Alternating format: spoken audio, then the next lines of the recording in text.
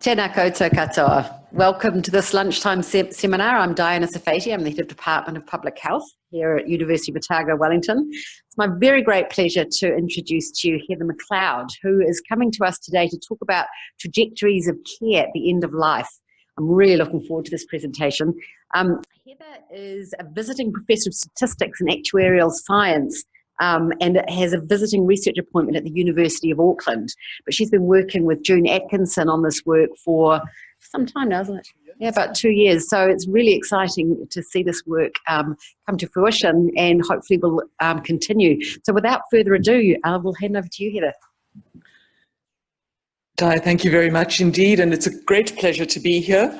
My colleague on this has been an absolute delight to work with. June and I have wanted to work together for years, and we finally got to do so. My background is as an actuary by training, but working in public health issues and working on health policy since the mid-1990s. As you can hear, my original home would have been in Africa.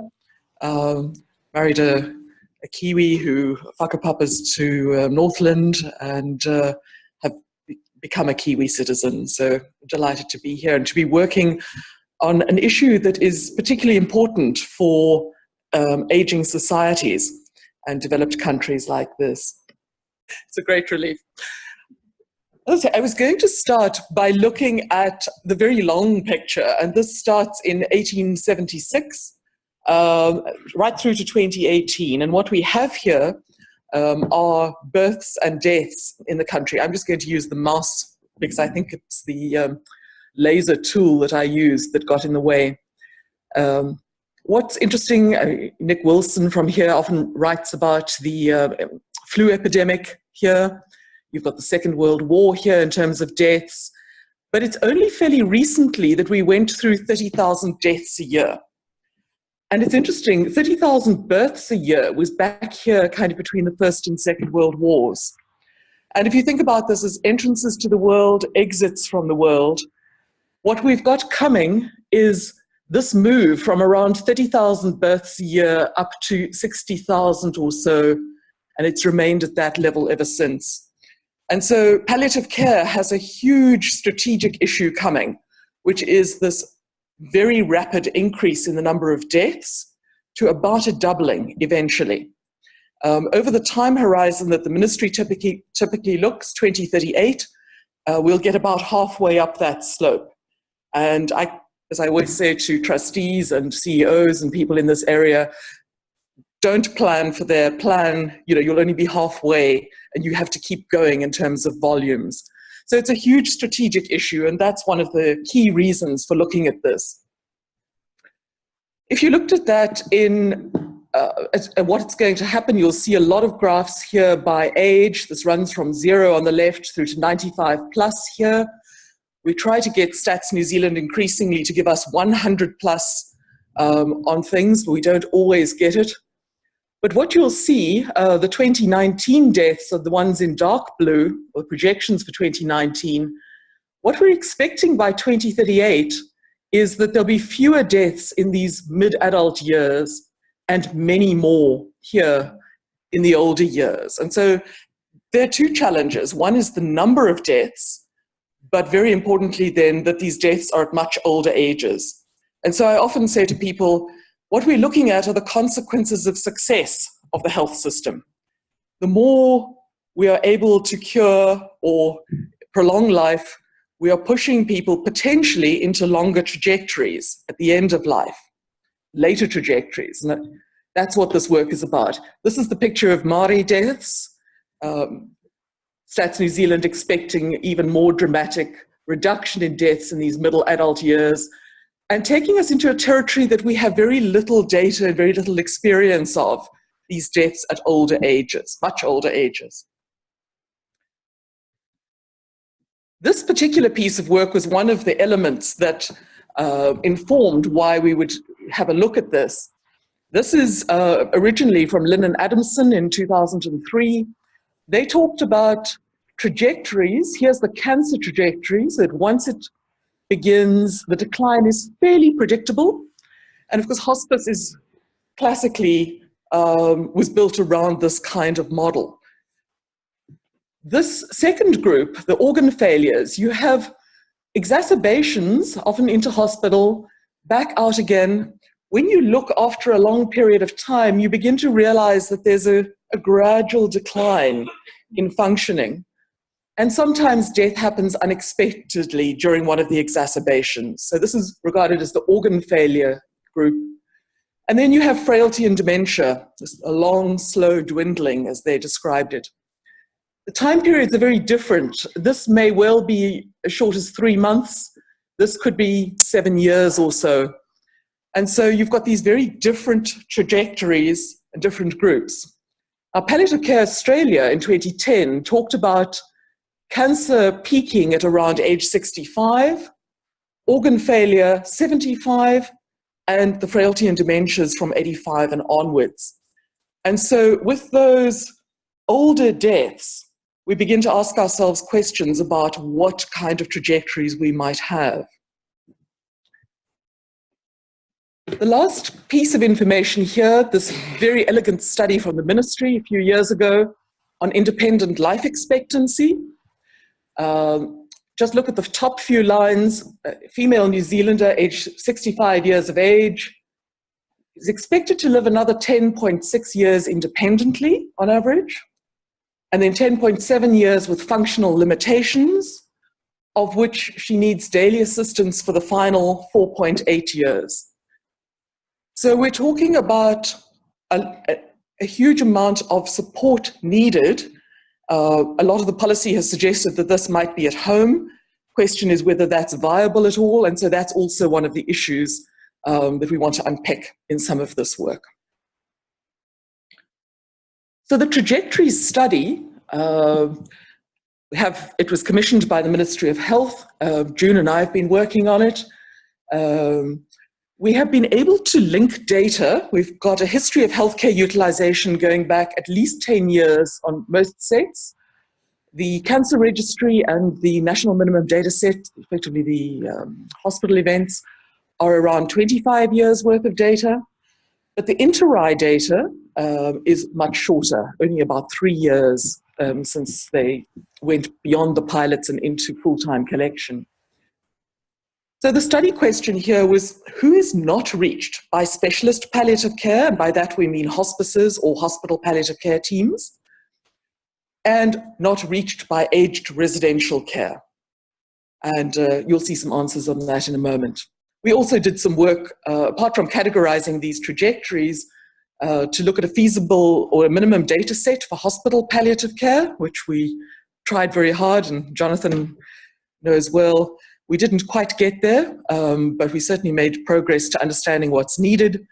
And there was also some work about identifying funding flows, because ultimately this is about the equity between the different silos of care.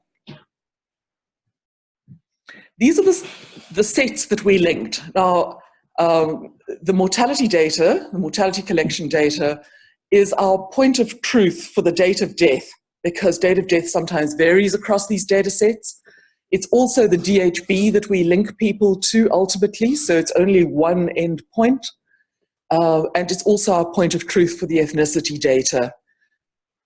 The mortality collection, therefore, was central to it, and that's the reason you'll see in a moment that we are studying deaths that occurred and were registered in 2015, because we had available to us only the 2015 data at that point. June is the doyen of working on these sets, and so Cancer Registry, the inpatient, outpatient, the farms data, the labs, all of those things she knows exceptionally well.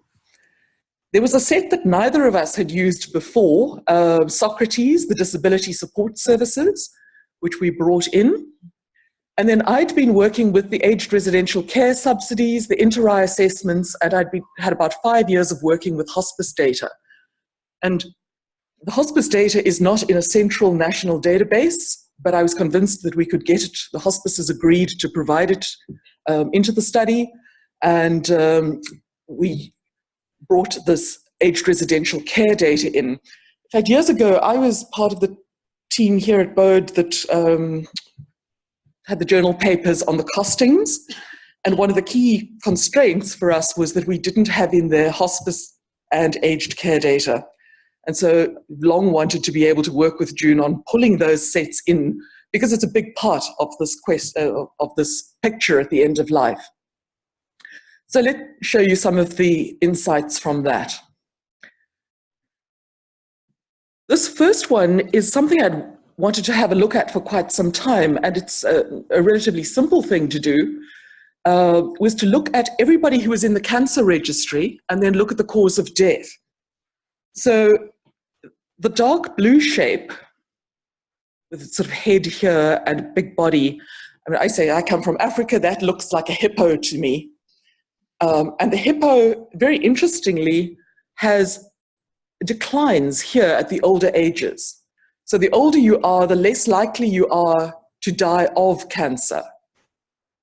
The little red bit here are people who die of a neoplasm in the mortality data, but they are not in our cancer registry at all. So they potentially come from another country where they were diagnosed, or it might have been a benign neoplasm, or it was only a death that they realized what it was. But it's a small group of people, about 1%.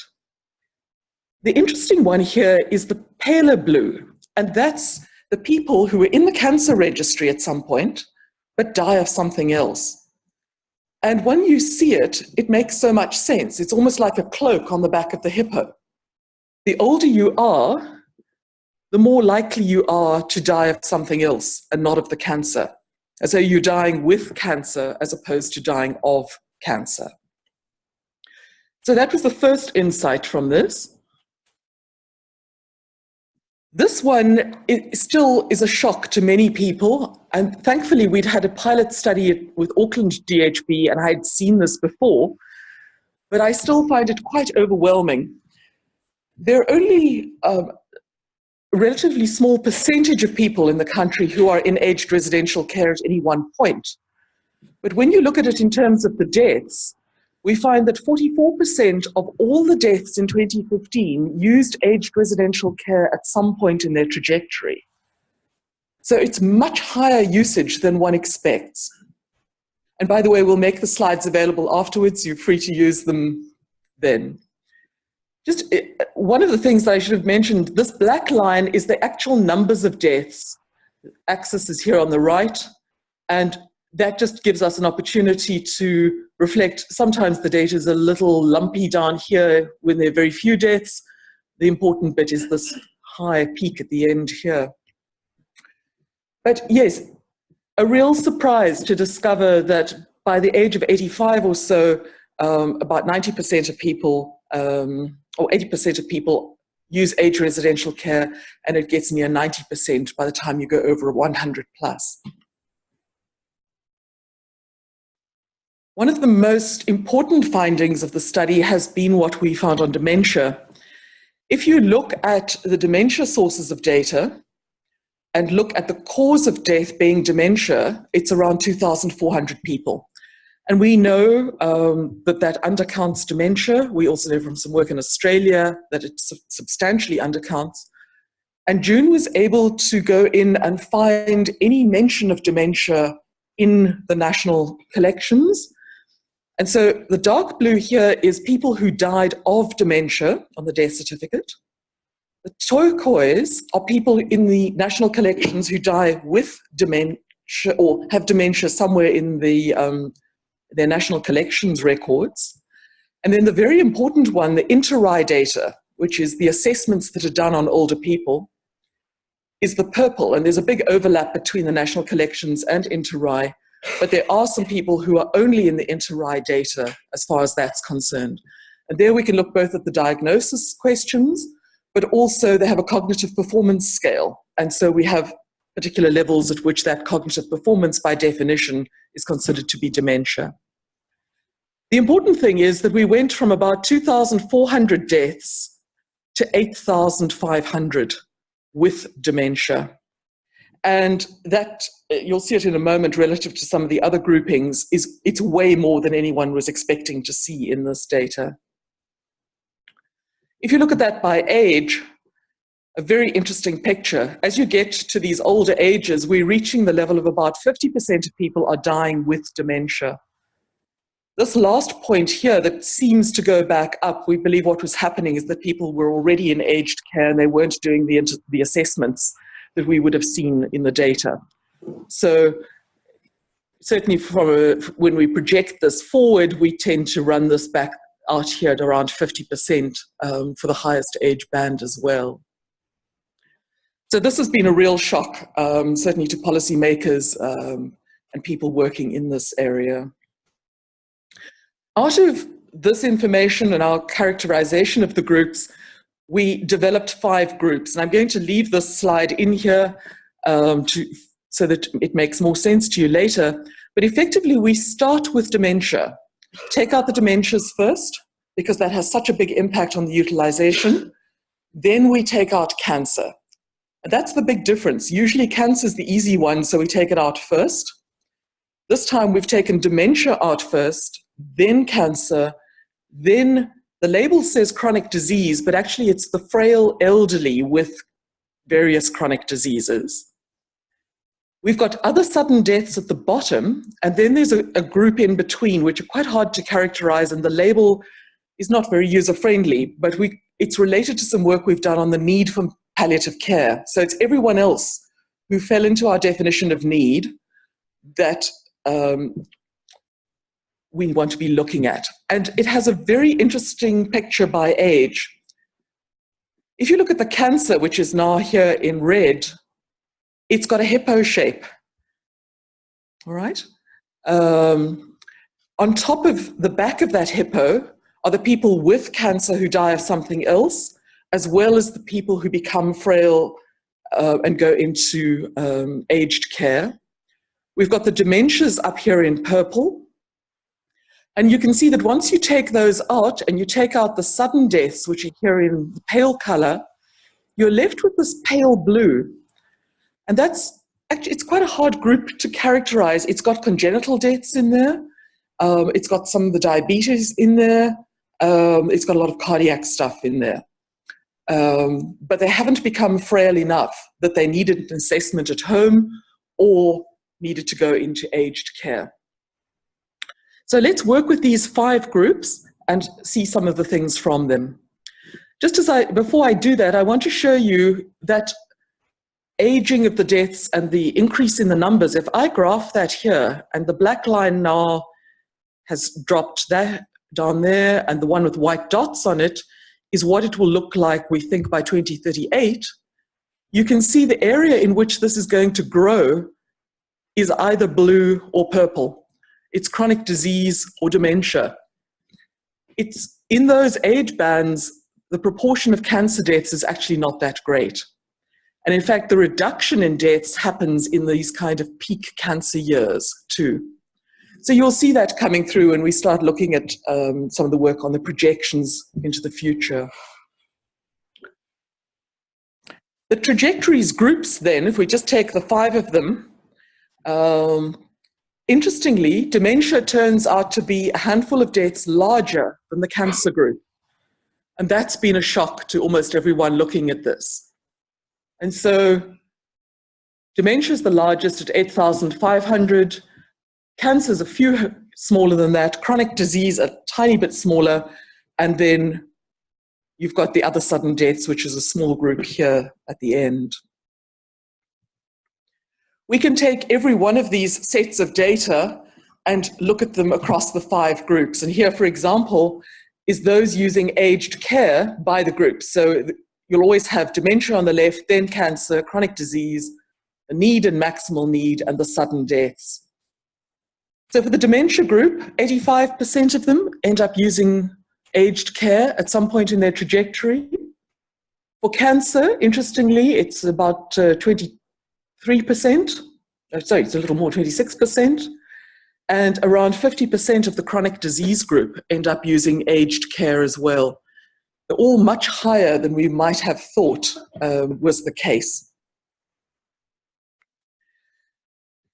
We could show you all of those different sets that way. I want to show you, I'm just going to be able to dip in today to a few of the things we've been able to do. And a lot of the work was done as time before death. This is the utilization figures, time before death, so we can go back 10 years. What I've done is to group it here. Last year of life is the one on the right of each of the groups. Then 1 year back from that, 1 year back, 2 years, and then the 5 years right at the beginning. So covering a 10-year horizon. This is days in public hospital, and you can see how the cancer group and the chronic disease group are utilizing a large number of days in that last year of life. If you look at days of aged care subsidy, you can see how the dementia group and the chronic disease group have the very high utilization. And if we put hospice, public hospital and aged care on one graph, so the dark blue is public hospital, the green is aged residential care, the red here is hospice, you can see the number of bed days we are needing each year for each of these groups. And in a good audience like this, we've talked about the fact that the dementia group and the chronic disease group are going to grow so much into the future. So they're hugely important for planning for utilization. We can also do things like looking at the timing of the first admission or the first referral for various things. I'm going to show you two of them.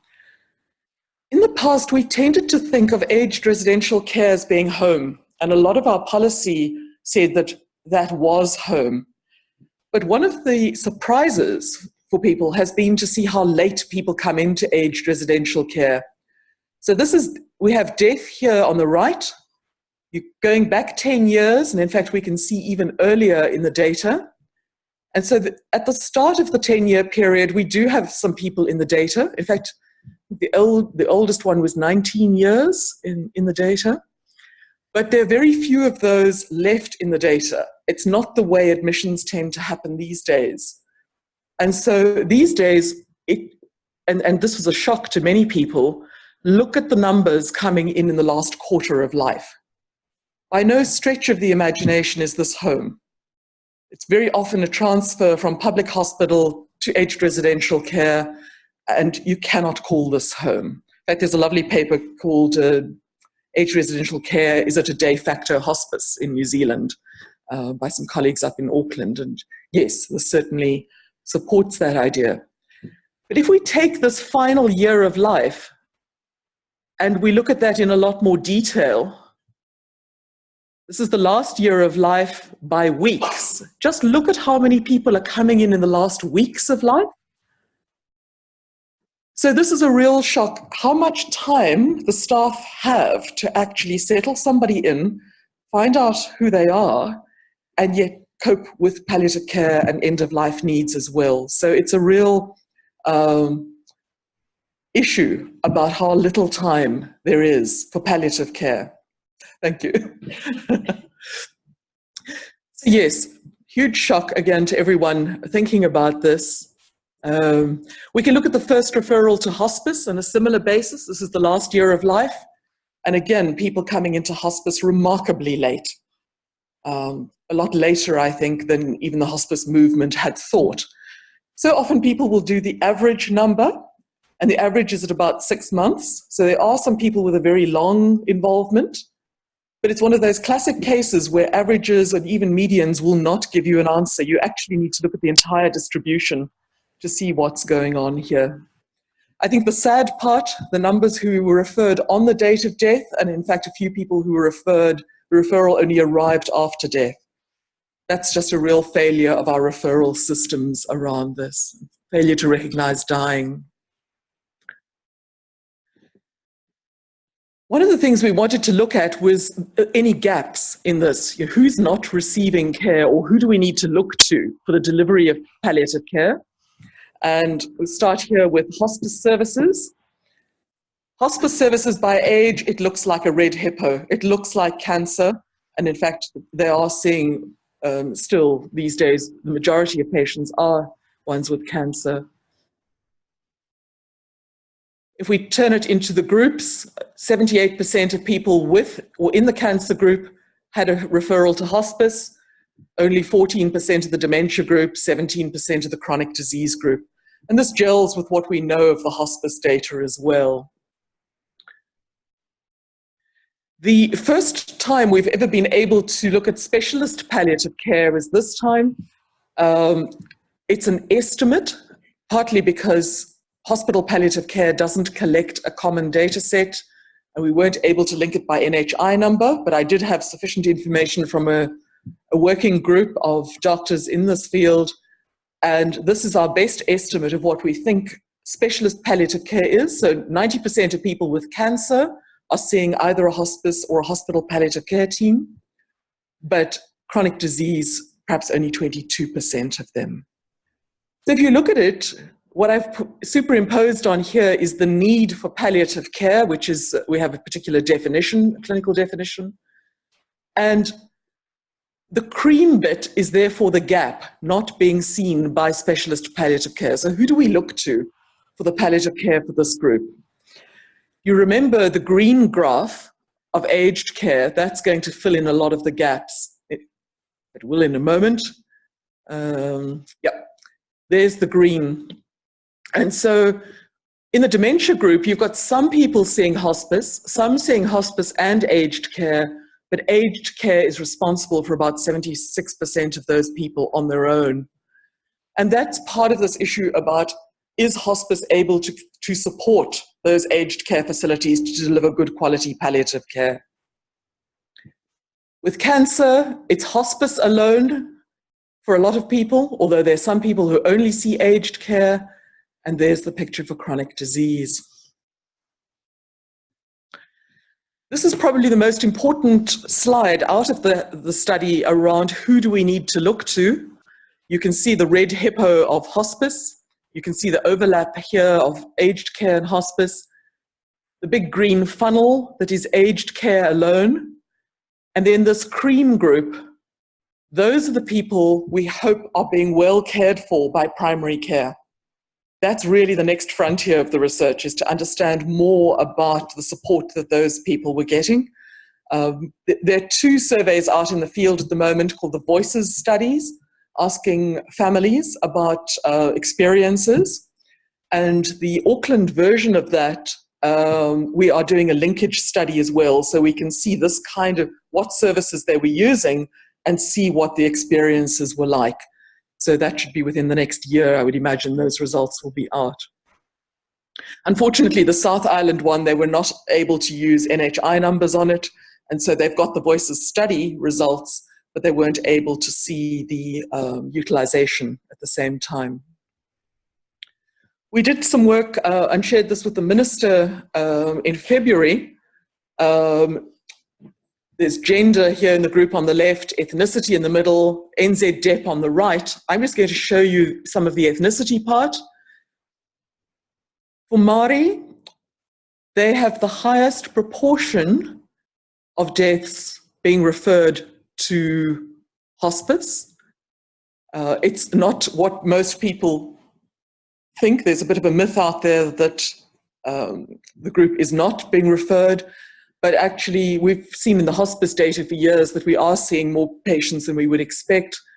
And the Māori group here, 35% of all deaths at all ages and all groups were referred to hospice. When you look at the cream gap here, Māori then have a gap of 45% needing to be cared for somewhere else. NZ European actually have a larger amount, but if I superimpose aged residential care on this, NZ European have a very large usage of aged residential care, and so their cream has dropped to 24%, whereas for Māori, the deaths are happening at younger ages. Usage of aged residential care is only 12% of deaths here, and so their cream is now a larger percentage again. So it's quite a complex picture to get to grips with, but certainly if you look purely at referrals to hospice, the picture was looking particularly good. It's the question of whether these, how well is primary care coping? Are they doing really well, or are there gaps out there? Just some last things that I want to show you. We had an extension of this work, and June hates me talking about her, but I'm going to. We were able to take the same data set and rework it. So if you can imagine, we've got about 31,000 people in the study, and she was able to put a record together for each day in the last 3 years of life. So it turns out to be about 34 million lines of data. And we're able to see the entire trajectory. So people going in and out of hospital, aged care, being at home with hospice. We can also see the days on which they went for an outpatient appointment, filled a pharmacy prescription. We've got the whole history of the health system there together. And so this is some work out of that that's literally only been shown in the last few days. What we have here's about 1,000 days. This is roughly the last 1,000 days of life, and death is at that point there. This is all the trajectory groups together, and then I'm going to show you them one at a time. The color scheme, green is aged residential care, as it's been throughout. Public hospital, dark blue. At home with hospice in the yellow. Hospice inpatient unit is a little red bit here, which you can hardly see. And then this part is people are at home. With or without support, we haven't yet been able to link district nursing care or PHO data. That would be the one we would really love to be able to see what's going on. But yes, it gives you a better sense of the time at home before the other parts of the health system come in. And so there's the year 3, year 2, the final year, and the point of death. And I think what's so interesting is just how dramatic public hospital becomes right at the end, and how all of these services, and so you can also see the number who die at home without any of those other areas of support. So this is all groups. I'm now going to take you through the 5 groups. So here's the other sudden deaths. They have a sort of background level of use of public hospital. And then right at the end, there may be some who are admitted. There are many who do not make it into hospital.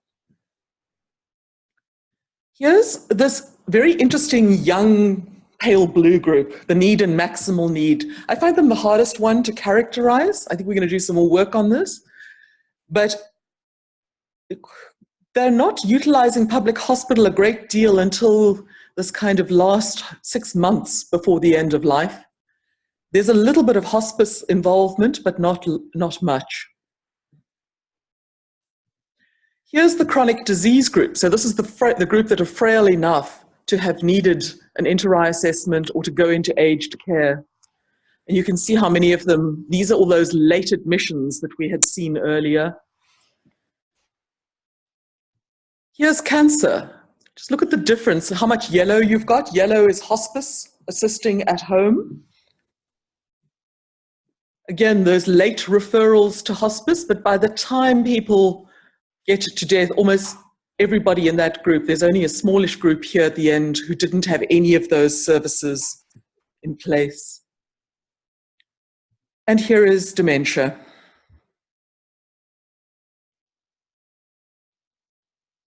So this is hugely vital information for the dementia NGOs in town to be able to look and understand something about the planning. We put all 5 of those onto the same graph, and there we have our 5 groups and how different their trajectories are through the system at the end of life. We're able to do this as well by ethnicity, by NZ-DEP, by whether they have a cancer or not, you know, all sorts of, in fact, that's the lovely part, is then asking the questions of this beautiful big data set that June was able to create. One of the things we started looking at was, you know, that's the entire group. In fact, if I just go back a moment, What's extraordinary about this is usually you end up looking at the raw data and then starting to group it in a way that makes it feasible to report on. This is actually everybody on every single day. And it turns out to be remarkably smooth. And that was the surprise for both of us one day.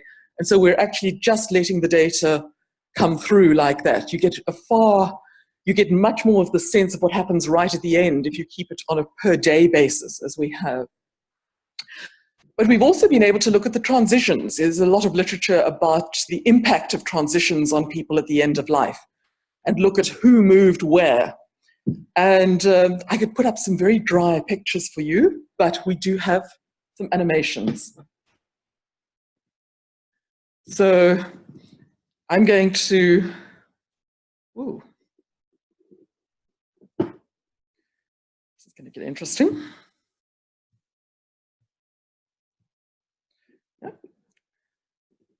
Yeah. That's what I was looking for. Apologies.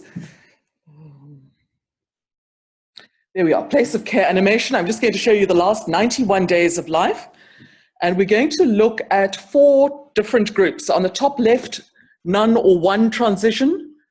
Then another group about the same size with 2, 3, or 4 transitions, 5 to 9, and then those with 10 plus.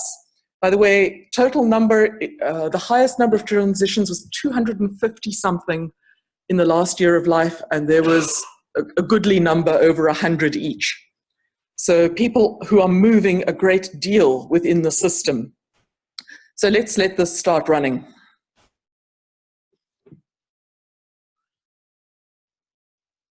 Just look at the bottom right and look at those arrows showing you people going from home, which is at the bottom, up into hospital, which is at the top,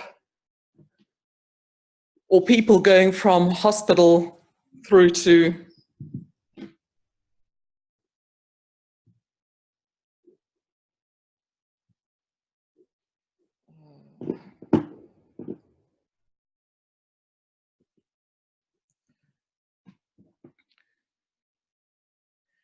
it's very sobering. And so our sense of what is a supported, gentle death at the end of life, and then we see this enormous movement going on. I've had, in the last few weeks, been talking with some people from St. John's, and of course they're intimately involved in many of these transitions. And so they're finding this quite concerning for themselves too, in terms of where this is going to. Yeah, and on the day, even on the day of death, you've got, 200 people here in this group here moving into public hospital. You've got 62 moving from home to public hospital there, 24 going into aged care. So yeah, a lot of quite dramatic movement at the end of life. The current work at the moment, we've been doing some projections of this. The Dementia Group will just about double over that horizon to 2038. And then the Chronic Disease Group is the next largest one, cancer, about 100 and something percent. So it's, yeah, sobering material, but for the first time giving us a chance to actually understand what's going on in this part of the health system. Thanks, Di.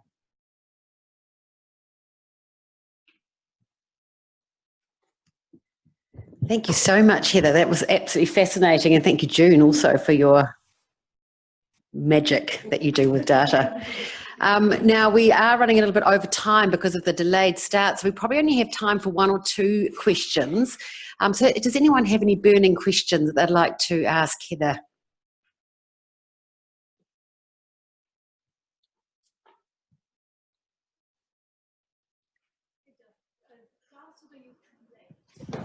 Hold on a second, hold on just a moment. We just need the microphone so the people online can hear you. This is Spike Cesare. I'm from residential aged care, and no doubt that we're living with this data. We're not surprised. And just for the dementia data, so obviously we are a large provider and residents come to care and die, but they don't die from dementia. Most often the death certificate says cause of something else, not necessarily. So have this data how this information affects your data? As I said, that we showed that dark blue group, which was on the death certificate, it said dementia. But with the other part, what we're doing is finding any evidence of dementia in the outpatient visits, in the hospital visits, in some of the drugs that were being used. And we have a technical note, which I've given to Brodie to share with people, which describes exactly what we did to find all of the people with dementia.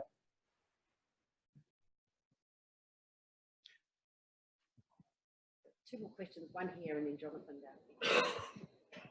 Hi, I'm Emma McMenamin, Palliative Care, working with Jonathan. This is an amazingly useful, massive data set that's clearly taken a long time. You mentioned discussing it with the Minister of Health. Clearly there's going to be an enormous need coming. How much is the Ministry listening and willing to pull the money out their pocket? What was your sense? Well, I'm the wrong one to answer that. But, you know, I think the Ministry started receiving the results of this around February of this year. We were able to see the Minister in the middle of February with it. And I think that it has galvanized people to look at the priorities.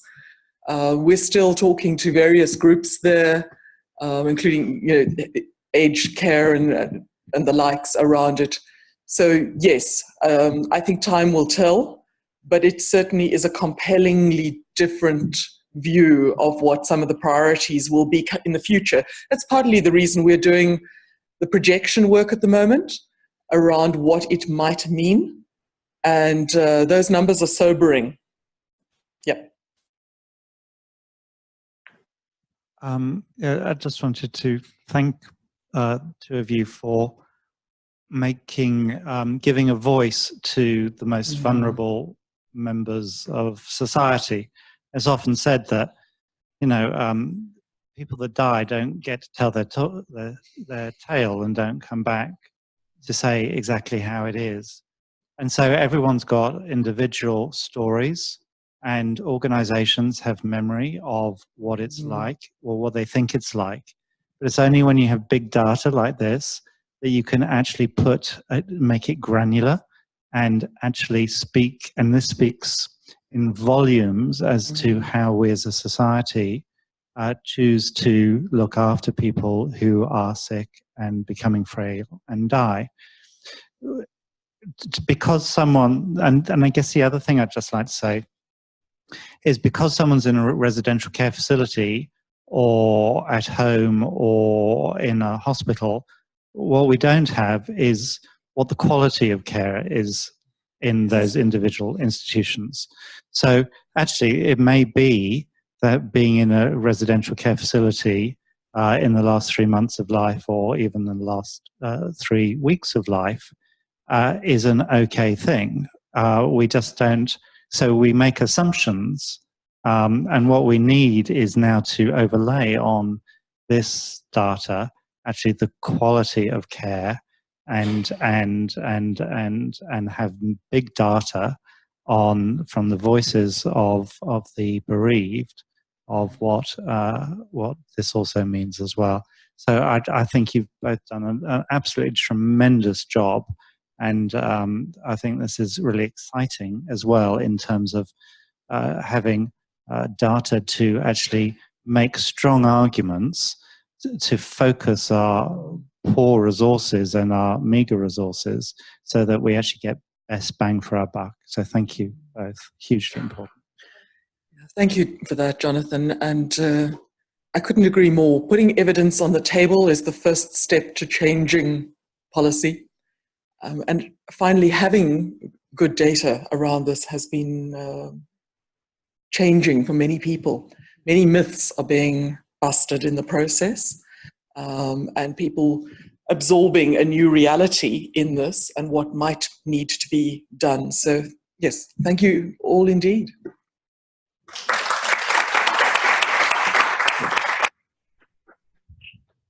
To add my thanks to Jonathan, and it's a fantastic presentation, and as you say, the first step in changing things. It's well timed in terms of the health system review, and hopefully these data get to the people that are looking at the health system as a whole, and maybe resources will follow. But thank you very much, Heather, for your time, and thank you all for your attention. Oh, one more thing. All the information will be on the University of Otago Wellington, the public health website, both the video of the presentation and the slides. Yeah. So if you want to have a look at those, feel free. Thank you.